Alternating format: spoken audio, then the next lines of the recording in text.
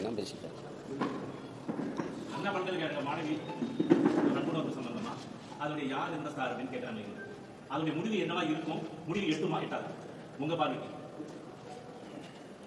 எட்டணுங்கிறது எல்லாருடைய விருப்பம், என்னுடைய விருப்பம். எட்டுமாங்கிறது ஒரு கேள்வி, அது பெருங்கேள்வியாக இருக்குது. ஏன்னா இது மாதிரி பல வினாக்கள் அப்படியே விட இல்லாமல் இருக்குது. ஒவ்வொரு காலகட்டத்திலையும் இப்படி கொடுந்துயரம் நிகழும், அதை எதிர்த்து நம்ம போராடுவோம். அப்புறம் இன்னொரு பிரச்சனை வரும்போது அதை விட்டுட்டு நம்ம அங்கே நகருவோம், இதை மறைச்சிட்டு போயிடுவாங்க. இதுதான் நடக்குது. அது கள்ளச்சாராய சாவாக இருந்தாலும் சரி, தங்கை ஸ்ரீமதியுடைய கொலையாக இருந்தாலும், அவருடைய சாவாக இருக்கட்டும், எல்லாமே அப்படி தானே கடத்தி விடப்படுது. பொள்ளாச்சி பாலியல் கூட்டு பாலியல் வன்கொடுமையில் தங்கச்சிகள் அந்த துயரம் வரும்போது, ஸ்டெர்லைட்டு எதாக இருந்தாலும் அப்படி சின்ன கொஞ்சம் அந்த நேரம் அப்புறம் கடத்தி வேற ஒரு பிரச்சனைக்கு திருப்பி விட்டுருவாங்க. இப்போ இது மத்தியில இருந்து விசாரணை குழு வருதுன்னாங்க. அது என்ன விசாரிச்சிருக்க, என்ன நகரும், இது வரைக்கும் ஒரு தகவலும் இல்லை. அது வந்தவங்க தங்கச்சி, பாதிக்கப்பட்ட தங்கச்சியுடைய வாக்குமூலத்தை அதை முதல் தகவல் அறிக்கையை எழுதி வெளியிட்டுட்டாங்க. திருப்பி இவங்களே உங்களுக்கு தெரியும், அது வலைத்தளம், இந்த இணையதளம் பழுதாயிருச்சு, ஏதோ ஒரு காரணம் சார். அவருடைய குற்றவாளியினுடைய குற்றம் சாட்டப்பட்டவருடைய வாக்குமூலம் என்ன, அவர் எதுக்காக இப்படி பண்ணாரு, இது மாதிரி எவ்வளோ பண்ணிட்டு என்ன, அவர் பின்புலம் எந்த தகவலுமே இதுவரை வெளியில் வரலையே. அது இப்போ இருங்க, இப்போ இது முக்கியமாக பேசிட்டுக்கிறல்ல. அப்போ அது மாதிரி அவங்க வந்தவங்களாவது விசாரிச்சோம், அந்த குற்றவாளி இது சொல்கிறாரு, இதுக்கு முன்னாடி விளம்பரம் செஞ்சிருக்காரு, அவர் கேட்டால் தானே அந்த சார் யாருன்னு தெரியும். அப்புறம் இன்னும் நீங்கள் அவர் விசாரிக்கவே இல்லையா, அதுதானே. இப்போ அதனால தான் இது ஒரு அப்படியே நீட்டிட்டு போகும்போது அது என்ன சொல்கிறது, ஒரு நகைச்சுவையாக இருக்குது. யார் அந்த சார் எல்லாம் கேள்வியாக பேசுகிற மாதிரி இருக்குது. அதில் இருக்கிற வலியும் வேதனையும் மறந்துட்டு அது கடந்து போகிற மாதிரி இருக்குது. இப்போ அதை விட தன்னெழுச்சியாக மக்கள் மதுரையில் மேலூரில் டங்ஷன் சுரங்கத்துக்கு எதிராக போராட தொடங்கிட்டாங்க. இப்போ அந்த பக்கம் திரும்புது கவனம். இவங்க வம்படியாக ஆளுநரை எதிர்த்து போராடுறோன்ட்டு, எதிர்த்து ஆளுநரை எதிர்த்து நாங்கள் போராடுறோம், நீங்கள் ஏன் போராடுறீங்க? வலிமையான அதிகாரத்தை வச்சிருக்கீங்க, 40 நாடாளுமன்ற உறுப்பினரை வச்சிருக்கீங்க. நாங்கள் வலிமையற்ற பிள்ளைகள் போராடுறோம், ஆளுநர் செஞ்சது தவறு, நீங்கள் ஏன் போராடுறீங்க? நீங்கள் பேசினா எல்லா நடவடிக்கையும் நடக்குது. 39 உறுப்பினர் வச்சிருந்தீங்க, இப்போ 40 கூட ஒன்று வச்சிருக்கீங்க. நாடாளுமன்றத்தில் பேசி இந்த ஆளுநருடைய செயல்பாடுகளை நீங்கள் கண்டிக்கலாம், அதை இது பண்ணலாம், அது இன்னும் இப்படிலாம் ஒன்றும் நடக்கலையே. இவங்க போராடுறதுங்கிறதே அந்த போராட்டத்தை திசை திருப்ப தானே, இந்த மாதிரி பிரச்சனையிலேருந்து தப்பித்துக்கிறது தானே, வேற என்ன காரணம் இருக்க முடியும்?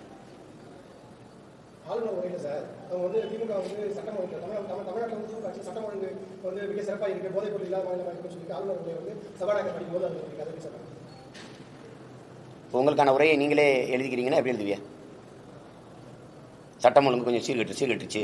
இப்போ எங்கே பார்த்தாலும் பள்ளி, கல்லூரி, வழிபாட்டு தலங்களில் கூட போதைப் பொருட்கள் விற்கப்படுது, 24 மணி நேரமும் மதுக்கடைகள் திறந்துருக்குது, அப்படி ஏதாவது நீங்கள் எழுதி படிச்சிருக்கீங்களா? நான் அவ்வளவு தூய உள்ளத்தோடு ஆட்சி செய்கிறவங்களா ஆளுங்களா நீங்கள்? சொல்லுங்கள். நீங்கள் எழுதி கொடுக்குறதா அவர் படிக்கணும், அவர் பார்த்துட்டு என்னடா அது இவ்வளவு போய் பேசணுமான்னு போயிட்டேன். இப்போ இதே ஆளுநர் படிச்சிருந்தா நாங்களாம் என்ன நினைப்போம், நல்ல ஆளுநர் அப்படி தான் வச்சுருப்போம், அவர் அதுக்கு திமுகலே சேர்ந்துடலான்னு தான் நினைப்போம். அப்போ அது இதை கேட்கும்போதே உங்களுக்கு ஒரு வேடிக்கை இருக்கிறனால தானே இந்த கேள்வி என்கிட்ட எழுப்புறீங்க. சொல்லுங்கள், உண்மையை சொல்லுங்கள். என்னங்கம்மா, உங்களையெல்லாம் தாங்க முடியாமல் தானே என்ன இப்படிலாம் எழுதி வச்சிருக்காங்களே அப்படின்னு. எல்லாருக்கும் தெரியும், தெருவுக்கு தெரு மதுக்கடைகள் எங்கும் போதைப் பொருட்கள் விற்கப்படுது. குறிப்பாக பள்ளி, கல்லூரி வளாகங்கள் அதிகமாக விற்கப்படுது, வழிபாட்டு தலங்களே விற்கப்படுதா இல்லையா? விற்கப்படுது. எல்லாருக்கும் கோபம் இருக்குது, தடுக்கிறதா யாருன்னு தெரியல. அப்போ அதை அவங்க அதெல்லாம் இல்லை, நாங்கள் நல்ல ஆட்சி கொடுக்குறோம் அப்படின்னு. அது முதல்ல 5000 பொங்கல் நாங்கள், அப்புறம் 2500 நாங்கள், அப்புறம் 1000 நாங்கள், இப்போ 103 ரூபாய்க்கு வந்திருக்கு. வெறும் 3 ரூபாய்க்கு வர்றதுக்கு முன்னாடி நாங்கள் எந்திரிச்சு விழிச்சுக்கணும், இல்லைன்னா நெத்தியில் 10 ரூபா பொட்டை வச்சு பறிச்சுட்டு போயிடலாம். இவ்வளோதான் நடக்க போகுது.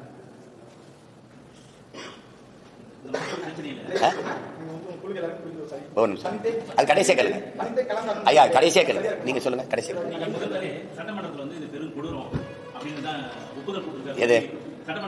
எது கொடூரம்?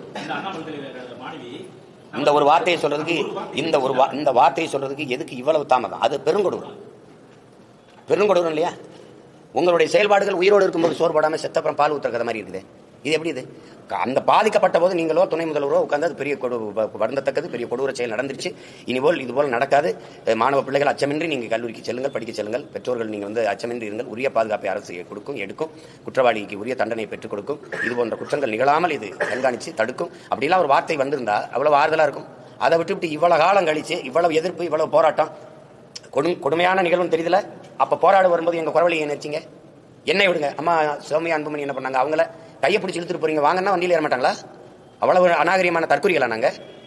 அதே மாதிரி தானே அவங்க குஷ்பு அவங்க தலைமையில் போராடுறவங்களை ஆட்டு தொட்டியில் போய் அடைக்கிறீங்க, என்னையாவது ஒரு மண்டபத்தில் அடிச்சிங்க. எதுக்கு போராடுறீங்க, ஏன் போராடுறீங்கன்னு சொன்னோம்ல. அனுமதி மறுக்கப்பட்டிருக்கு, ஏன் மறுக்கிறீங்கன்னு கேள்வி இருக்குல்ல. எதுக்கு மறுக்கிறீங்க? நீங்க ஆளுநரை ஏற்று போராடுறதுலாம் யாருக்கிட்ட அனுமதி வாங்க? நீங்க பாட்டுக்கு எந்த இடத்துல வேணாலும் நின்று போராடுறீங்க. ஆளுநர் செய்த செயலே எதிர்த்து போராடுற அளவிற்கு குற்றம் என்றால் இந்த பாதிக்கப்பட்ட தங்கச்சிக்கு நீதி கேட்டு போராடுறதுல எந்த வழியில குற்றம் கண்டுபிடிச்சீங்க? என்ன விரைந்து உரிய நடவடிக்கை எடுங்கன்னு ஒரு கோரிக்கை வைக்க போறோம். திசை திருப்பாமல் நேர்வழியில் சரியான விசாரணை நடத்துங்கன்னு கேட்க போறோம். அவ்வளவுதான் சொல்ல போறோம். அந்த குற்றவாளியின் வாக்குமூலம் என்னன்னு சொல்லுங்க எங்களுக்கு. இதுதானா? இதுக்கு முன்னாடியா? அந்த தங்கச்சி சொன்னதுல பார்த்தா இன்னொரு தங்கச்சி அதுக்கு முதல் நாள் பாதிக்கப்பட்டிருக்கா. அப்ப இது தொடர்கதையா? இதன் பின்னணியில யாரு? ஒரு கேள்வி தானே. பிரியாணி விற்கிறவன் அவனுக்கு ஒரு பின்பலம் இல்ல, அவனால எப்படி இவ்வளவு பெரிய வளாகத்துக்குள்ள போய் இது போன்ற செயலில் ஈடுபட முடியுது? நீங்க அதிமேதைகள் ஒரு கேள்வி கேட்கிறீங்க. அந்நேரத்தில் எதுக்கு ஒரு பத்தையில் ஒரு பொம்பளை போறா அப்படின்னு உங்களை எல்லாம் என்ன வச்சு எதை வச்சு அடிக்கலாம் சொல்லுங்க? எந்த நேரத்துக்கும் என் தங்கை என் அக்கா தனியாக போனால் பாதுகாப்பா இருக்கணுங்க தாண்டா நாடு. அதுக்கு தான் விடுதலை, அதுக்கு தான் சுதந்திரம். அதை பெற்றுக் கொடுக்கறதா, அதுதான் பெண்ணிய உரிமை. அதுக்கு தான் ஆண்மகனின் அழகே பெண்மையை பாதுகாக்கிறதா, பெண்களை பாதுகாக்கிறதா. அதுதான் ஆகச்சிறந்த ஆண்மை. அதை விட்டு நீ ஒத்தையில போனா அப்படின்னா எப்படி ஒத்தையில போனா எதுக்கு எடுத்தாலும் ஒரு ஆளை கூட்டிட்டு போவாங்களா? இப்படித்தான் உங்க அக்கா தங்கச்சி உங்க வீட்டுல எல்லாம் போயிட்டு இருக்காங்களா? இது பெரிய பெரிய எழுத்தாளர், பெரிய கவிஞர், முற்போக்கு சிந்தனையாளர் இந்த கேள்வி எழுப்பிட்டா நீ யாரை மறைக்க? நீ இந்த ஏதோ ஒரு ஆட்டோ சங்கர் கதை தான். நீங்க தோன்னீங்கன்னா நீ இந்த காலமா நடந்துகிட்டு தோன்னீங்கன்னா நியாயமா மனச்சான்றோட விசாரிச்சா பல பேர் பின்னணியில இருப்பாங்க. இல்லைன்னா ஒரு சாதாரண ஒருத்தருக்கு இவ்வளவு துணிவு வராது, இவ்வளவு கண்காணிப்பு. சரி, இது நடந்திருக்கலாம். அப்ப அந்த விடுதி காவலர் அவரையாவது தற்காலிக பணி நீக்கமா தான் யாராவது ஒரு நடவடிக்கை ஏதாவது இருக்குதா? ஒண்ணுமே இல்லை. நீங்க தான் தேவையில்லாம போராடிட்டு இருக்கீங்கிற மாதிரி. நீங்க போராட எங்களுக்கு அனுமதி மறுக்கிறது, வாயவை திறக்க விடாம கைது பண்ணி உள்ள அடைக்கிறதுலயே ஏதோ பிரச்சனை இருக்குதுன்னு எங்களுக்கு தெரியும். அது எங்கள் சந்தேகங்களை பல மடங்கு கூடுதலாக்குது. அதானே அதுதான் உங்களுக்கு அந்த சந்தேகம்னால திருப்பி இப்ப கேட்குறீங்க. அப்போ எனக்கு நல்லா மத்திய குழு வருதுன்னாங்க, கொஞ்சம் நம்பிக்கை இருந்தேன். அவங்க வந்து ஏதாவது அந்த குற்றம் சாட்டப்பட்ட நபரை கூப்பிட்டு விசாரிச்சு என்ன நடந்தது எது நடந்ததுன்னு நியாயமா அவர் விசாரிச்சா அவர் சொல்லிட போறாரு. அவரே சொல்லிடுவாரு யார் யார் பின்புலம் நானா செய்யலங்க இவங்க எல்லாம் சம்பந்தப்பட்டவங்க. அவர் ஏன் நீங்க விசாரிக்கவே இல்லை? சரி, முன்னேற்றம் இருக்கு. நீங்க சொல்லுங்க என்ன முன்னேற்றம் இருக்கு? சரிக்காது, நீங்க முன்னேற்றம் இல்லைன்னு சொல்லுங்க. நீங்க சொல்லுங்க தான் முன்னேற்றம் இருக்கா?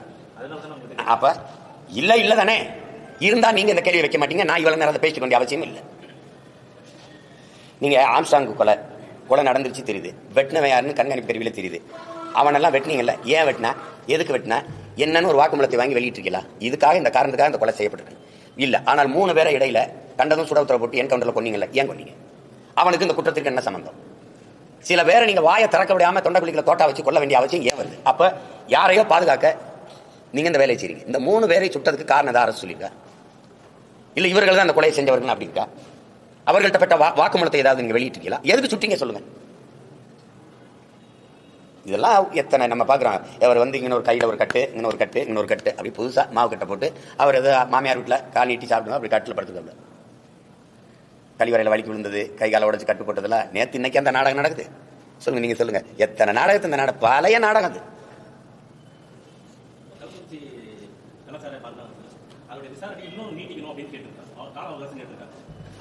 நீதிமன்றம் தானே, நீதிமன்றம் கேட்ட தானே சொல்லுங்க. நீதிமன்றம் சந்தேகிக்குது இவர்கள் வந்து உண்மை குற்றவாளிகளா இருக்க முடியாது, பள்ளியிடப்பட்டிருக்கார்கள் அது நம்புது, அது நினைக்குது. அந்த சந்தேகம் நமக்கு இருக்குது. ஏன்னா இதே தான் ஒரு தெருவுக்கு தெரு மதுக்கடைகள் இருக்குது, மதுவை நம்பி தான் அரசே நடந்து கொண்டிருக்குது. அப்படி இருக்கும்போது இங்கே வட்டாட்சியர், மாவட்ட ஆட்சியர், காவல்துறை அதிகாரிகள் இந்த கட்டமைப்புலாம் இருக்குது. இதை மீறி ஒரு எளிய குடிமகன் வந்து திருட்டுத்தனமாக சாராயங்காய்ச்சி விற்ற முடியும், அது நீண்ட காலமாக விற்ற முடியுங்கிறத உங்களால் நம்ப முடியாது, யாராலையும் நம்ப முடியாது. அதுக்கு ஒரு அரசியல் அதிகாரம் இது பின்புலமாக இருக்கணும், இல்லைன்னா ஒருத்தர் காய்ச்ச முடியாது. அந்த அதிகார பின்புலம் யாரு அப்படின்னு தான் நீதிமன்றம் கேட்குது. அந்த கேள்வி சரிதானே?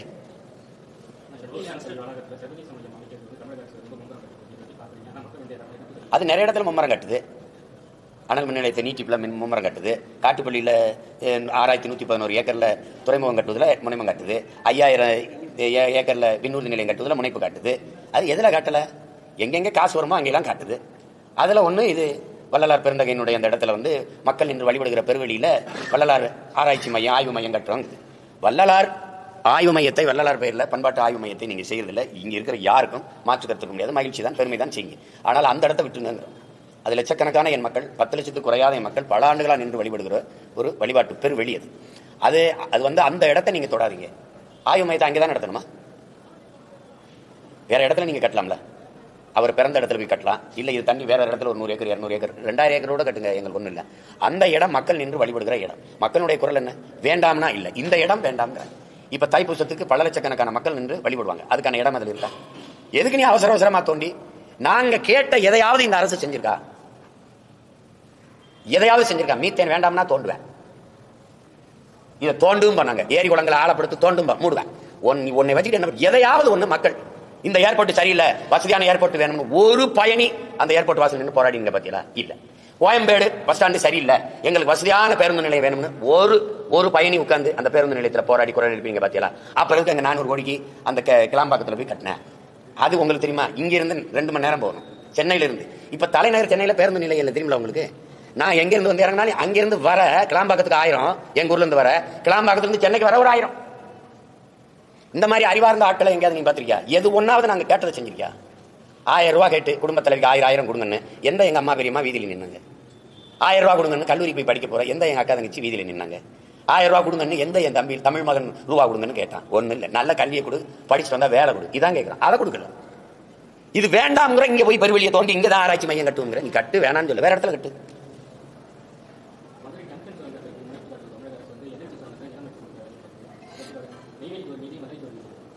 அதெல்லாம் நாங்கள் சின்ன பிள்ளையா இருக்கும்போது நடந்துச்சு. எங்கள் தாத்தா ஜம்பலிங்க முதல்ல 500 ஏக்கர் எடுத்து கொடுத்து அது தனி சொத்தை பொது சொத்தாக்கி அது நாங்களும் வீட்டுக்கு ஒருத்தருக்கு வேலை கிடைக்கும்னு சொன்ன பசப்பு வார்த்தையை கேட்டு காதில் ஊற்றின தேனை நம்பிட்டு கொடுத்துட்டோம். 66 ஏக்கரை எடுத்துட்டான். இனிமேல் 1/2 ஏக்கரை எடுத்துட சொல்லுங்க, அப்புறம் பேசுவோம். 1/2 ஏக்கரை நீ எடுத்து கழிக்கணும். நாங்கள் வந்து 3 ராங்கிறோம். போடா, என் தாயின் ஈரக்குலையை நோண்டாத, என் தாய் மடியை வந்து நோண்டாத, வெளியில் பண்ணுறோம். நீ மின்சாரத்துக்கு என்ன பண்ண? அதான் இருக்க 66 ஏக்கரில் காற்றாலை போடுறேன், சூரிய ஒளியில மின் தகடு போடுறேன், 65 ஏக்கரில் மின் பூங்கா அமைக்கிறேன் சூரிய ஒளியில. எடுத்துட்டு போய் முதல்ல எடுத்துட்டு போய் எடுத்துட்டு போ. இது தீர்ந்து விடுகிற வளம். தோண்டிக்கிட்டே போற. இங்க மன்னார் வீடு வர போவேன். என் வாழ்விடத்தை விட்டுட்டு சொந்த நாட்டுல நான் அகதியா போயிட்டு இருக்கணும். நீ சௌகிஷா வெளிச்சத்தை போட்டு உட்காந்துருப்பேன். அதெல்லாம் கொஞ்ச நாளைக்கு தான் நம்பி ஆடுறது. மக்களுக்கென்று படை இல்லை என்றால் மக்களுக்கென்று எதுவும் இல்லை. மாசத்துன்னு சொன்னது மக்களுக்கென்று இன்று ஒரு படை இருக்கு. நீ ஒண்ணும் பண்ண முடியாது. நீ பெருவெளியில நீ கட்டிட்டு பார்ப்போம். இல்ல டங்ஸ்டன் சுரங்க தோண்டி இல்ல இப்ப ஒரு 26 ஏக்கர் எடுக்கிறதுக்கு திட்டம் இருக்கு, எடுத்துட்டு பார்ப்போம். எடுக்க முடியாது. அது அன்னைக்கு எங்களுக்கு ஒன்றும் தெரியல. நாங்க வேலை கிடைக்குது அது கிடைக்குது கொடுத்துட்டு எதையா வந்து விட்டோம். இப்ப கேட்கறதுக்கு பதில் சொல்லு. எனக்கு எதுக்கு? நான் அந்த பெருவெளியை விட்டுட்டு வேற இடத்துல கட்டுங்க டங்ஸ்டன், அதெல்லாம் வேணான்ற. தம்பி, எங்க முன்னோர்கள் இந்த நிலத்துல ஒருபடி மண்ணை ஊரான் தொடக்கூடாது தான் போராடி தூக்கல தோங்கினா செக்குல தான் செத்தான். அவன் வாரிசுகள் நாங்க. என் நிலத்தை எந்த வடிவத்திலையும் நிலத்தின் வளத்தையோ கெடுக்கவோ என் மக்களின் நலத்தை கெடுக்கவோ நாங்கள் ஒரு காலத்தில் அனுமதிக்க முடியாது. அப்படி ஒரு வளர்ச்சி தேவையில்லை. வளர்ச்சிக்கு எதிரானவன், ஆமா எதிரானவன். முதல்ல வளர்ச்சி எதுன்னு பேசுவோம். வா, வளர்ச்சி எது? முதலாளிகளின் வருவாய் பெருக்கத்துக்கான கட்டமைப்பே நீ வளர்ச்சின்னு பேசிட்டு. நீ வயிறு நிறைய நீ பசியை போட்டுட்டு வயிறு பூரா பத்தி எரியுது பசி, நீ வானூர்தியில பறக்கிறத பத்தி வச்சுட்டு இருக்க. என் விளைநிலங்களை எடுத்துட்டு விண்ணூர்தி கட்டுற. விண்ணூர்தியில போறவனுக்கு சோறு யார் கொடுப்பா? புவியில தானே போகணும். கார்ல போறவனை பத்தி கவலைப்படுற. 8 வழிச்சாலை கார்ல போறவனுக்கு நீரும் சோறு எவன் கொடுப்பான்? விவசாயி தானே கொடுக்கணும். அதையும் கொஞ்சம் யோசிங்க. தேவையற்ற போராட்டங்களை எங்கள் மீது திணிக்கிறீங்க. போராடுற எங்களை சமூக விரோதிகள், நகர்ப்புற நக்சல்கள், பாசிஸ்டுகள், செப்பரேட்டிஸ்டுகள், இதெல்லாம் குற்றச்சாட்டுகள் வச்சு வழக்கு போடுறீங்க. இந்த பெருவெளிக்கு எங்க மூதாதை வள்ளுவ பெருமானார் இருக்கும்போது இடம் கொடுத்த மேல நீ வழக்கு போட்டுருக்க 20 பேர் மேல. இதெல்லாம் கொடுமை இல்லையா? இதுதான் அரசு ஆக்கிரமிப்புங்கிறது. நீ புதுசா எனக்கு இடம் தரல, இருந்த இடத்த நீ எதுக்கு ஆக்கிரமிக்கிற?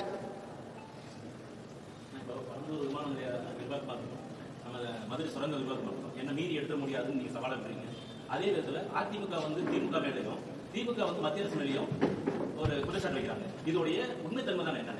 இது 60 ஆண்டுகளா நடக்கிற கேடுகட்ட கேவலமான நாடகம். அந்த நாடகத்தை எங்க தாத்தா பார்த்து, எங்க அப்பா பார்த்து, நீ சித்தப்பன் பெரியப்பன் மாமச்செல்லாம் பார்த்து இதாயிடுச்சு. இப்ப நவீன டிஜிட்டல் சினிமா வந்துருச்சு. அது உள்ளங்கையில உலகம் இருக்குது. அந்த தலைமுறை பிள்ளைகள் நாங்க. நீ எடுத்திருந்தா நான் சொல்றேன். நீ நான் ஒண்ணும் இல்ல என்ற ஒரு எம்எல்ஏ இருக்கனா, எம்பி இருக்கானா? இல்ல நான் ஒரு பதவி இல்ல. நீ எடுத்திருந்தானே பாக்குறேன் சொல்றேன். அது நாட சும்மா மாறி மாறி. எங்க ஊர்ல எரிஞ்ச கட்சி ஏரியாவில் வில்லு பாட்டு இங்கிட்டு ஒரு அம்மா பாடும், இங்கிட்டு ஒரு பாட்டு பாடும். எங்க ஊர்ல குழாடி சண்டை தெருச்சண்டை எல்லாம் பாத்துருக்கீங்களா? எப்படி போடுவாங்கன்னு நான் சொல்றேன் பாருங்க. நான் வந்து திண்ணையில் உட்காந்து படிச்சுட்டு இருக்கேம்மா.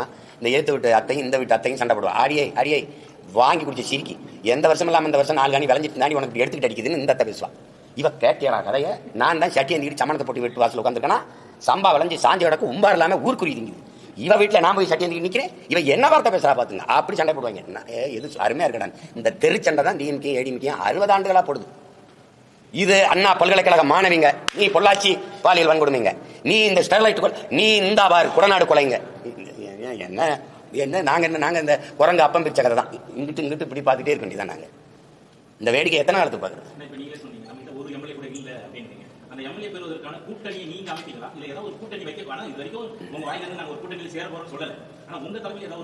சேர போறது இல்ல, நல்ல சேர போறது இல்லன்னு சொல்லல. இல்ல நீங்க நான் சொல்றேன்ல, இப்ப ஜெயிச்சு எத்தனை பேர் உள்ள இருக்காங்க? யாரையாவது ஒருத்தர் எங்க எடுக்க சொல்ல பாப்போம். எங்க அதை வெட்டிற சொல்லு பார்ப்போம், கட்டிற சொல்லு பார்ப்போம்னு சொல்லுங்க பார்ப்போம். முடியல. அப்ப சொல்றதுக்கு ஒருத்தன் வேணும்ல, ஒரு வீரம் வேணும்ல. பிரபாகரன் மகன் ஒருத்தனால தான் செய்ய முடியும், தொடரா பார்ப்போம் அப்படின்னு. ஏன்னா இவங்க எல்லாம் இந்த கூட்டணின்னு போனவன உட்கார வச்சு குறவழி பிடிச்சுக்கிறேன். யாரு யாரு திராவிட திருடர்கள் கையெழுத்த போட்டு டங்ஷன் எடுத்துக்க, மீத்தேன் எடுத்துக்க, ஈத்தேன் எடுத்துக்க கையெழுத்து போட்டவங்க கூட ஓட்ட சீட்டு 2 சீட்டை கொடுத்து முடிச்சுக்கிறாங்க. கூட கூட்டணியில இருந்து ஜெயிச்சு உள்ள போனாங்கல்ல, கூட்டணியில இருந்து ஜெயிச்சு உள்ள போனாங்கல்ல, எது ஒன்றுக்கு குரல் கொடுக்க முடியும்? அண்ணா பல்கலைக்கழக மாணவிக்கு பாலியல் துன்புறுத்தலுக்கே பேச முடியும்.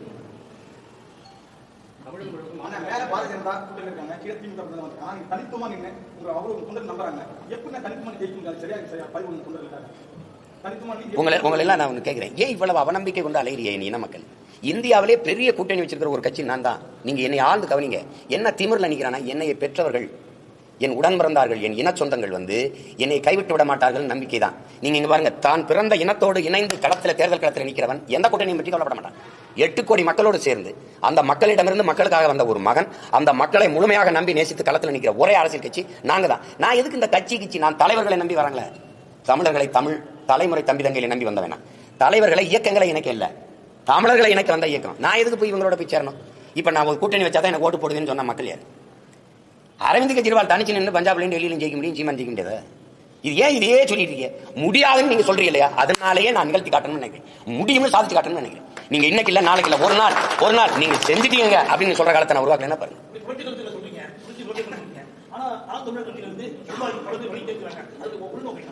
நிர்வாகிகளா இருந்தா விலை இருக்க மாட்டாங்கல்ல.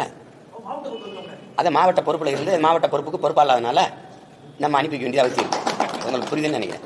முக்கிய நிர்வாகிகள் இல்ல, முட்டுக்கட்டை நிர்வாகிகளா இருக்கும்போது வேகமா வரும்போது, வெள்ளம் பாஞ்சு வரும்போது கற்கள் என்ன பாறையா இருந்தாலும் உருட்டிட்டு தான் ஓடும். அதை பத்தி பேசிட்டு வேண்டியதில்லை. நீங்க முக்கிய நிர்வாகிகள் போறதை பத்தி நீங்க கவலைப்படாதீங்க, கவலைப்பட வேண்டியது நாங்க ரொம்ப மகிழ்ச்சியா இருக்கிறோம். அதனால அது அவசியமில்லாத ஒன்று, அது ஒன்றும் இல்லை. இந்த கட்சியிலிருந்து இவங்க எல்லாம் விலகி போறதுனால ஏதாவது நாட்டுக்கு மக்களுக்கும் பிரச்சனை இருக்கா? என்னங்க அவங்க எல்லாம் போறாங்க, விலைவாசி ஏறிட்டு இருக்கு, அப்படி எதுவும் குற்றச்சாட்டு இருக்கா? அதனாலதான் மின் கட்டணம் ஏறுது, சொத்து வரி ஏறுதுன்னு எதுவும் இருக்கா? ஒன்றும் இல்லை.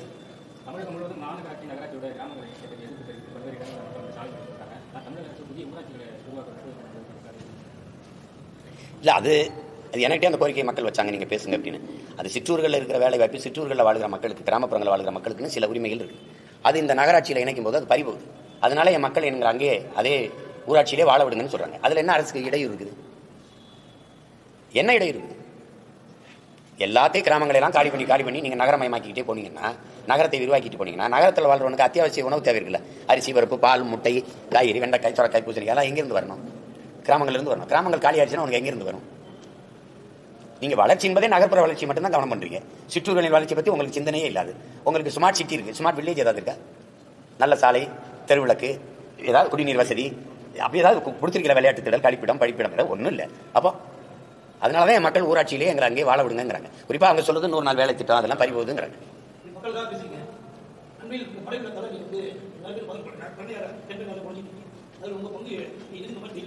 நான் தான் வரலையே ஒழிய என் கட்சி எந்த இடத்துல பங்கேற்கலன்னு சொல்லுது.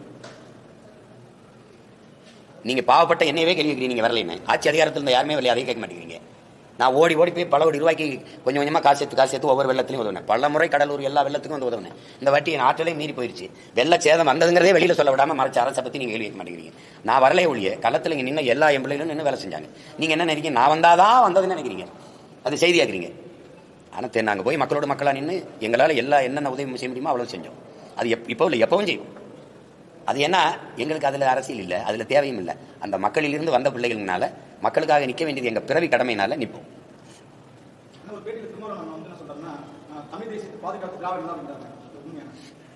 அது இல்லை, எங்கள் அண்ணனுடைய கருத்தை நான் மதிக்கிறேன், ஆனால் நான் ஏற்கலை, அது தவறு. தமிழ் தேசியத்தின் ஒரு எச்சீர்கள், சாதாரண எச்சீர்கள் அதான் திராவிடம். நான் 50,000 ஆண்டுகளுக்கு மூத்தவன். சரி, இந்திய நிலப்பரப்பு முழுவதும் பரவி வாழ்ந்தவர்கள் தமிழை தாழ்வை மொழியாக கொண்ட நாகர்கள் தான் அண்ணல் அம்பேத்கர் சொல்றதை நீங்க இருக்கிறீங்களா? இருக்கிறீங்களா? இந்த நாட்டை எந்நாடு என்று சொந்தம் கொண்டாடிக்கொள்ள ஒரே ஒரு இனத்திற்கு தான் உரிமை இருந்தது, தமிழர்களுக்கு தான் சொன்னதை ஏற்கிறீங்களா? இருக்கிறீங்களா? அவர் ஏன் திராவிடர்கள்னு சொல்லல? திராவிட மொழிகள்னு நீங்க திராவிடர்னு சொல்றது கன்னடர், தெலுங்கர், மலையாளி, துளுவர் இதெல்லாம் திராவிட மொழி குடும்பம், திராவிடருங்கிறீங்க. தமிழ் சமஸ்கிருதத்தோடு சமஸ்கிருதத்தை மென்னு முழுங்கி துப்பிய மொழிகள் தான் இந்த மொழிகள் எல்லாம். அதை நீங்க மறுக்கிறீங்களா? ஏற்கிறீங்களா? உலகத்தின் முதல் மொழி தமிழ், முதல் மாந்தன் தமிழன். முதல் மொழி தமிழ், மூத்த மொழி தமிழ்னா மூத்த மனிதன், மூத்த மாந்தன் தமிழன் தானே. அதை நீங்க சொல்ல, நான் சொல்ல. நாட்டின் முதன்மை அமைச்சர் மோடியே ஒரு ஊரா சொல்லிட்டு வர்றாரு. அதை இருக்கிறீங்களா? இருக்கிறீங்களா? அப்ப எங்க இடையில எங்க வருது திராவிடம்? முதல்ல திராவிடம்ங்கிறது தமிழ் சொல்லா. தமிழ் சொல்லே இல்லாத திராவிட எப்படி தமிழ்காரனா இருக்கும்? சரி, இப்ப எங்க இருக்கு தமிழ்? தமிழை இந்த திராவிட கட்சி ஆட்சிகள் பாதுகாத்திருக்கா, அழிச்சிருக்கா? இதை வந்து எங்க அண்ணன் நாங்க எங்க அண்ணன் கூட இருக்கும்போது இந்த கருத்தை பேசினாரா? இன்னைக்கு அவர் பேச வேண்டிய சூழல் வருது, பேசுறாரு. அதனால நாங்க அதை பேசாம கடந்து போறோம். உங்களுக்கு விளங்குதுன்னு நினைக்கிறேன். அன்னைக்கு அவர் பேசலையே. திராவிடம்ங்கிறது எங்க இருக்கு? சும்மா அது ஒரு கற்பிதம். திராவிட தேசங்கிறது எங்க இருக்கு? இல்லாத திராவிடம் வந்து இருக்கிற தமிழ் தேசியத்தை வீழ்த்தி ஆண்டு கொண்டிருக்குதுன்னு பேசுறது இருக்கு. அதனால அதை போய் பேசிக்க வேண்டியது இல்லை. அது எங்க அண்ணனுடைய கருத்து. அவர் கருத்தை நாங்க எப்போ மதிக்கிறோம். அதை ஏற்கிறதா எதிர்க்கிறதாங்கிறது அப்புறம் தான் முடிவெடுக்கணும். அந்த கருத்தை நான் மதிக்கிறேன், ஆனா நான் ஏற்கல. போட்டிட்டா நான் வேட்பாளர் நிறுத்தானுங்க. போட்டிடுறேன். இது என்ன கேள்வி? நான் என்ன சொல்லி ஐயா, நான் போட்டிடுறேன். இதுவரை எந்த தேர்தலையும் நான் தவிர்க்கல. இடைத்தேர்தலையோ அல்லது எந்த தேர்தலையும் தவிர்க்கல. நாங்க போட்டிடுறோம். சின்ன எனக்கு இப்ப கேட்டுக்கிட்டு இருக்கேன், கொடுப்பாங்க. கொடுத்தானே தீரணும். எப்படி தேர்தலுக்கு எனக்கு ஒரு சின்னம் தரணும், அதை நான் கேட்கிற சின்னத்தை கொடுங்கன்னு கேட்டுருக்கேன்.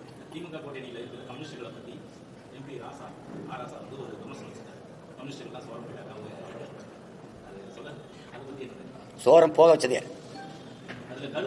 சோரம் போயிட்டாங்க. எங்க அண்ணன் சொல்றது சரி, சோரம் போயிட்டாங்கன்னு அது ரொம்ப இதா இருக்கு. அவங்க இதாகி தடுமாறிட்டாங்க. அந்த தத்துவம் நல்ல தத்துவம் தான், அது இதாயிடுச்சு. அதுவாது தத்துவம் நல்லா இருக்கு. திராவிடம்ங்கிறது என்ன தத்துவம்? திராவிடம்ங்கிறது என்ன தத்துவம்? சரி, திராவிடம்னு ஒரு தத்துவம் இருக்கா? கம்யூனிசமாக ஒரு கோட்பாடு இருக்கு. அது உலகம் பூரா ஏற்றுக்கொள்ளப்பட்ட ஒரு கோட்பாடு. ஒரு பாட்டாளி வர்க்க சுதந்திரம், விடுதலை, உரிமை, இதில் ஏதாவது இருக்கா? சொல்லுங்க, ஏதாவது இருக்கா? அது பாட்டாளி வர்க்க சுரண்டலுக்கு எதிரானது. இது பாட்டாளி வர்க்கத்தை சுரண்டுவது. எது? இந்த திராவிடம். கம்யூனிச சித்தாந்தத்தை வச்சிருந்த தலைவர்களை தடுமாற வச்சு, அவர்களை தன்னோட வச்சு அவங்களை நீர்க்கடிக்கச்சது எது? நீங்க தான். 90 இடம் வச்சு எதிர்கட்சியாக இருந்தது. சிவானந்தம், ராமமூர்த்தி போன்ற மிகப்பெரிய தலைவர்கள் இருந்தது. இந்த நாட்டில் சிங்காரவேலர்னு ஒரு தலைமை இருந்து கொண்டு வந்த தத்துவத்தை 12 சீட்டு யாரு? ஐயா கருணாநிதி, அம்மா ஜெயலலிதா அவங்க எல்லாம் இருக்கும்போது 12 சீட்டு வாங்கின்றவங்கள இவங்க 6 சீட்டுக்கு குறுக்குனது யாரு? சரி, கம்யூனிஸ்ட் தத்துவம் சரிங்க. அந்த தத்துவத்தை தூக்கிட்டு வந்த தலைவர்கள் சரியில்லைங்க, சரி விட்டு. திராவிடம்ங்கிற தத்துவம் என்ன? அந்த தத்துவத்தை கொண்டு வரதுக்கு சரியான தலைவர்கள் வந்துட்டாருன்னு யார்? ஐயா ஸ்டாலின், தம்பி உதயநிதி எல்லாம் அண்ணன் சொல்றாரு. அதெல்லாம் ஏற்க தெரியல. என்ன தத்துவம்னே தெரியல. சரி, உங்க தத்துவம் உயிர் போடல, உங்க திராவிட தத்துவம் உயிர் போடல. ஓட்டுக்கு காசு கொடுக்காம ஓட்டு வாங்க முடியுமா? உங்க தத்துவத்தை பேசும்போது, உங்க தத்துவத்தின் தலைமகன் பிதாமகன் பெரியார் ஐயா பற்றி பேசும்போது காசு கொடுக்காம கூட்டம் வருமா? உங்க திராவிட சித்தாந்தத்துக்கு ஓட்டு போடுறானா, உங்க தத்துவத்துக்கு ஓட்டு போடுறானா? நீங்க கொடுக்குற அற்ப சலுகைகள் 1000, 500, 2000, 3000 இந்த காசுக்கு ஓட்டு போடுறானா? ஓட்டுக்கு காசு கொடுக்க வேண்டிய நிலைமை தத்துவம் நேர்மையா சரியா உயிர் போடுறா ஏன் வருது? தத்துவத்தை தாங்கி நிற்கிற தலைவர் பேசும்போது கூட்டம் வர மாட்டேங்குது. ஒரு வெளிப்படையான ஒரு சவால் விடுவான். எளிய மகன் நான் ஒரு இடத்தை குறிப்போம், நான் பேசுறேன். அதே இடத்துல ஐயா ஸ்டாலின் பேசணும். ஆனால் கட்சிக்காரன் காசு கொடுக்காம கூட்டி யாருக்கு கூட்டம் வருதுன்னு பார்ப்போம். செத்து போச்சு. தமிழ் தேசியம் வளர்ந்து உச்சத்தை தொடல, எழுச்சி வரும்போதே நீ தடுமாறிட்ட. அது கண்ணு முடிச்சோன்னே நீ கலங்கிட்ட. நீ இன்னொரு 2-3 ஆண்டு கழிச்சு ஏதாவது பேசுறதுக்கு இருக்கலான்னு பார்ப்போம். தத்துவம் இது திராவிடம்ங்கிற ஒரு சித்தாந்தமா? சொல்லுங்க, சித்தாந்தமா? அந்த சித்தாந்தம் திராவிடம் என்றால் என்ன? அந்த சித்தாந்தத்தை விளக்கி யாராவது பேசுங்க. எங்க அண்ணன் ஆராசா அல்லது அந்த தத்துவத்தை எடுத்து தலைமை தலகர்த்தாக்கள் பேசுங்க. ஆனா கம்யூனிசம்னா என்னன்னு பேசுறதுக்கு மணிக்கணக்கா இல்ல, நாள் கணக்கா பேசுறது கோட்பாடு. அப்புறம் தத்துவம் தடுமாறிடுச்சு. தத்துவத்தை கொண்டு வந்த தலைவன் தடுமாறிட்டான். ஆனா ஒற்றை தலைவன் உயிரோடு இருக்கான். எங்க அப்பா நல்ல அவன் வந்து இந்த இந்திய நிலப்பரப்பிலேயே ஆகச்சிறந்த தலைவன் ஒருத்தன், கம்யூனிஸ்ட் தாங்கி பிடிச்ச தலைவன் இருக்கான். தலைவர்களை நீர்க்கடிச்சு அவங்களை உங்களுக்கு கீழே வச்சு உட்கார வச்சது நீங்க தான். 2 சீட்டு 3 சீட்டுக்கு நிக்க வச்சு அவர்கள் போர்க்குணத்தை போட்டு மழுங்கடிச்சு இன்னைக்கு வந்து நீங்களே அவங்கள பேசுறீங்க. அதுக்கு மேல நாங்க இடைத்தேர்தலில் அந்த கூட்டணி ஆதரிப்போம்னு சொல்றது வந்து சரி, என்ன பண்றது?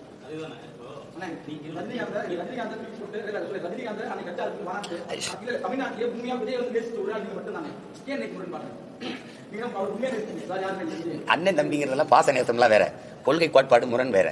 நீங்க இவ்வளவு தண்டனை நடந்துட்டு திருப்பி மறுபடியும் பெரியார் கொள்கை வெளியாட்டினா எந்த இடத்துல கொள்கை வெளியாட்டின்னு கேட்க வேண்டியது இருக்குல்ல? ஒரு கேள்வி தானே தம்பி. உலகத்துல மொழியில் இருந்தா எல்லாமே பிறகுது. நான் அந்த மொழியை பேசுறதுனால தான் நான் தமிழன். அந்த மொழியை நீண்ட காலமா பேசுறேன். நான் என் இனம் ஒரு கூட்டம் நிலைத்து வாழ்ற கூட்டம் இருக்குன்னா அது ஒரு இனம்னு வரையறுக்கப்படுது. அந்த இனம் ஒரு நிலைத்து ஒரு இடத்துல வாழுதுன்னா அது தேசிய நிலப்பரப்புன்னு வரையறுக்கப்படுது. அப்ப மொழி தான் எனக்கான கலை, இலக்கியம், பண்பாடு, வாழ்வியல், மரபு, கலாச்சாரம், வழிபாடு, வரலாறு, அறிவியல் எல்லாத்தையும் கொடுக்குது. அந்த மொழியே வந்து சாணி ஏன் குப்பை காட்டு மிராண்டி மொழி. உங்க தமிழ் தாய்க்கு என்ன கொம்பா இருக்கு? உங்க தமிழ் தாய் 3000 ஆண்டுகளா உங்களை என்ன படிக்க வச்சாலான்னு கேட்டா, அப்ப திருக்குறள், இந்த சிலப்பதிகாரம், மணிமேகலை, 500, 10 பரிபாடல், இந்த சங்க இலக்கியங்களை எழுதி கொடுத்தவனெல்லாம் எங்க தமிழ் தாய் படிக்க வைக்கலையா? தமிழை சனியன்னு சொன்ன பெரியார் எந்த மொழியில் எழுதினாரு? சனியில் தானே எழுதுனீங்க. நீங்க என் மொழியவே இழிவாய அது ஒண்ணுமில்லைங்கிற போது அப்புறம் என்ன சமூக மாற்றம், அப்புறம் என்ன சீர்திருத்தம், அப்புறம் என்ன அரசியல் இருக்கு? அடிப்படையே தப்பா இருக்கு. இருக்கா இல்லையா அதை மட்டும் பேசுங்க. என்னுடைய ஆக சிறந்த உலக நெறி ஒன்றுக்கு வாழ்வியல் நெறி திருக்குறள், அதை மலம்ட்டீங்க. கம்பே ஒரு எதிரி, இளங்கோவடிகள் ஒரு எதிரி, இந்த திருவள்ளுமை ஒரு எதிரி. என்னுடைய எல்லாத்தையுமே குப்பைன்ட்டு அப்புறம் எங்க நீங்க சமூக சீர்திருத்தம் மாறுதல் எனக்கு நல்லது சொல்றது? அப்புறம் திருப்பி அவரை கொண்டாந்து கொள்கை வழிகாட்டினா எந்த இடத்துல கொள்கை வழிகாட்டி? பெண்ணிய உரிமையா? உனக்கு உடல் இச்சை வந்தா பெற்ற தாயோ மகளோ அக்காவோ தங்கச்சியோ அவர்களோட உறவை வச்சுக்கிட்டு சந்தோஷமா இருக்குன்னு சொன்னது பெண்ணிய உரிமையா? நான் கேட்கறதுக்கு பதில் சொல்லணும். பெண்ணிய உரிமையா? சரி, மதுக்கு எதிராவா? 1000 தென்னை மரத்தை தன் தோட்டத்தில் இருந்தது வெட்டினாருங்க. அவர் பகுத்தறிவாதி தானே சொல்றீங்க. நான் ஒரு விவசாயி, ஏன் தோப்புல கல் இறக்க அனுமதி இல்லை, இவ்வளவுதானே? ஆமா, நீங்க சொல்லுங்க, இவ்வளவுதானே? எவனாவது மரத்தை வெட்டுவானா? கல் இறக்க என் தோட்டத்தில் அனுமதி இல்லை, அதுதான் அறிவுள்ளவன் செய்யும். மரத்தை வெட்டினா வெட்டி சாச்சா இது பகுத்தறிவா? சரி, அதை விட்டுங்க. அது மதுக்கு எதிராக போராடினாரு. உலகத்துல எந்த நாட்டுல மது இல்ல? எல்லாரும் மது குடிக்கிறான். மது குடிக்க வேணாம்ங்கிறது கட்டிய மனைவியோட படுக்க வேணாம்ங்கிறது சமம்னு சொல்லியிருக்காரு இல்லையா? இப்ப இந்த இடத்துல இருக்குங்களா? நான் கேட்கறதுக்கு ஒன்னொன்னா பதில் சொல்லிட்டு வரணும். சமூக நீதிக்கும் பெரியாருக்கும் சம்பந்தம் இருக்கா? சமூக நீதி இடஒதுக்கீடு எங்க ஐயா ஆணவத்துக்கும் சம்பந்தம் இருக்கா? யாராவது சொல்லுங்க. நீங்க சொல்லுங்கம்மா. போராடி பெற்றுக் கொடுத்த ஆணவத்தா பெரியாரா? எதையாவது பேசி இது பொதுக்கூட்ட மேடையாக்கி வெறியேற்றி விட்டாதே. போங்க, அப்புறம் பேசுவோம். வேற ஏதாவது கேள்வி இருக்கா? ஐயா அதை விடுங்க. சொல்றேன், 2 நாள் சொல்லுங்க.